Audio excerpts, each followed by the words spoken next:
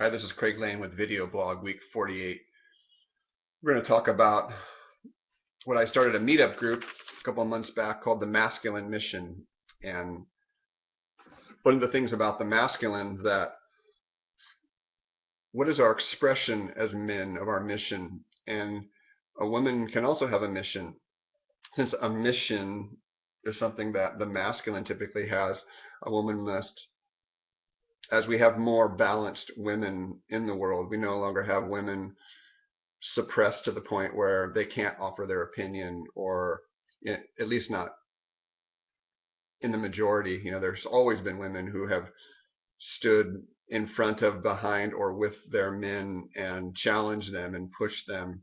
And remember, when we talk about archetypes of masculine and feminine, the feminine is receptive and it's passive, and the masculine is active and it's outgoing. It's like an arrow going to its target. So keep in mind that this is not just for men when I say the masculine mission. Although my group is strictly for men, my partner is going to be starting a female version of this in 2014. And so what is your mission? What is our expression of this? My mission statement that keeps me in line these days, that's why we could look at it as a sort of a mantra, is I create a world of connected harmony by reaching out and opening. My affirmations are, I am a clear man. And another I like to use is, I create brightness by shining. Now, recently I've been running across it a little bit more than that, having watched the Robert Bly video I referred to in last week's. And a couple of things I want to be reminding others of is that how many of us, especially young men, receive the blessings of the elder. And being 48 years old, I wouldn't call myself an elder, nor necessarily qualified to bless. But I think in a way, in my health practice, that's sort of why people come to me, is they want to confess, they want to be held accountable, they want to be loved for who they are. They don't want to be fixed. I don't believe any of us wants to be fixed. I think deep down inside we do. Many of us feel like we're broken, but that's really not the case. One of my jobs is just to introduce people into experiences that they can no longer deny, and then they don't need me anymore after enough of them. Some of us are more hard-headed than others, and so one of the things that we can look at is, are we getting the blessings of the elders? Have we found an elder worthy of sharing their truth with us? And are we getting healthy initiation, women and men? And I don't believe that we can even have much of a mission until we've gone through some initiatory rites. There are many people doing great things in the world, and if you look at one common link amongst all of them, is that they have done some inner work, most likely. It's the rare person that sort of sits and meditates a few times and has some instruction and then is instantly on the thread of enlightenment and constant awakenment, you might say. So what we're doing next year in my practice is we're starting some health support groups and some accountability groups and some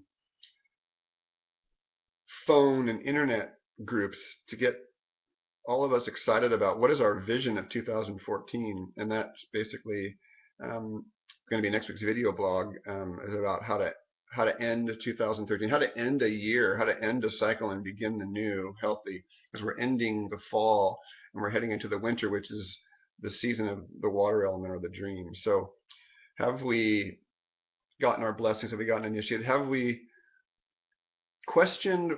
One thing that really came to me recently, as far as my mission, is, what are the tools that I have?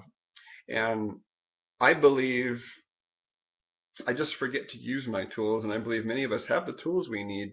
And so, as far as my parents goes, is working in the family constellation group once now, I found something very helpful there, and that's a statement: I did not get what I wanted, but I got what I needed. And that allowed me to stop judging my father. It allowed me to stop judging my elders in my bloodline, at least, and see that, they're all doing their best.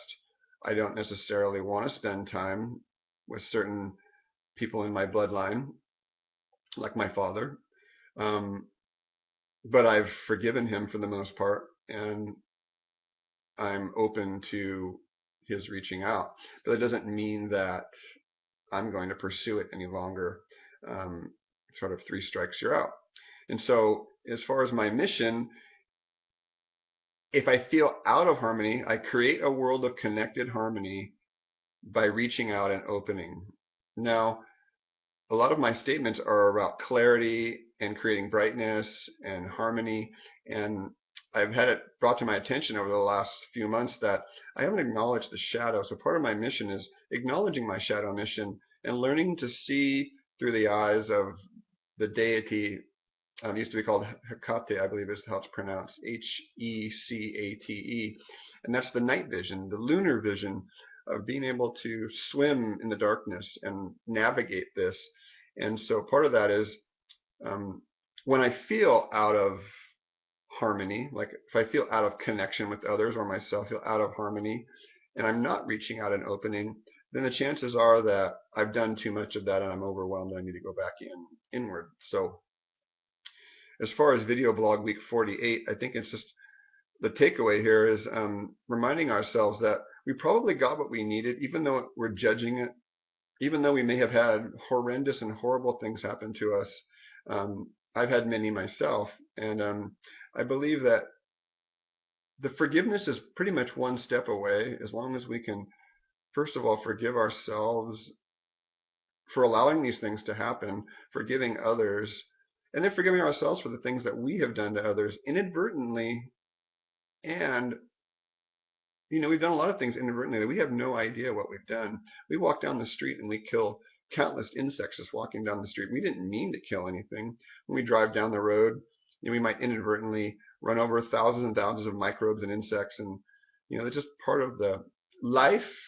That's why the Celtics have the image of the snake eating its own tail. Life appears so it can be eaten, so it can eat itself in a sense. So we got what we needed. We've always got what we need. We just judge it.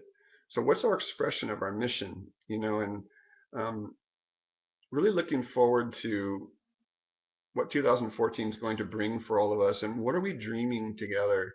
What are we creating as this, obviously this world around us is crumbling, as this infrastructure, especially in the United States, it crumbles and falls away. There is just a certain inevitability about it. And how are we as a people going to clean up this mess in this country and around the planet? Because you see, if you saw what happened in Japan before World War II, Suzuki Roshi wrote about it in a book called, I believe it was called Crooked Cucumber. And he saw the nation as it was crumbling, but Japan didn't die. It just moved on, and it was held more in the hands of control of the Western powers to a certain degree. And I believe that now our opportunity as a worldwide people, we can sort of kick out the rich, because really it's about money and power, and the rich are still running the world from behind the curtain of the government. And how are we going to do this in a nonviolent way?